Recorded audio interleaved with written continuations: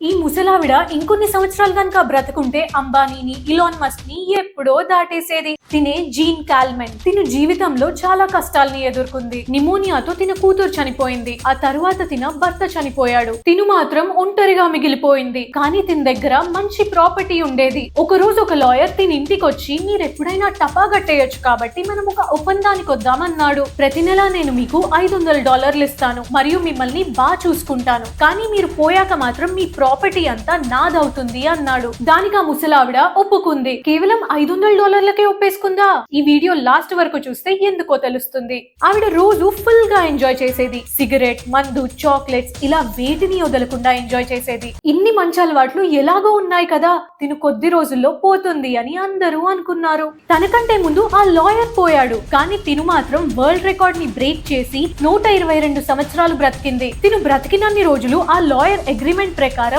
అతని family members ప్రతి నెల $500 తనకిచ్చేవారు. లాస్ట్ కి తెలిసింది ఏంటంటే తన ప్రాపర్టీ విలువ కంటే 2 times ఎక్కువ పైసలు ఆ లాయర్ ఫ్యామిలీ పే చేయాల్సి వచ్చింది. అయినా ఇదంతా చూసాక ఎక్కువ రోజులు బ్రతకడానికి సీక్రెట్ హ్యాపీగా లైఫ్ ని ఎంజాయ్ చేయడం అని అనిపిస్తోంది.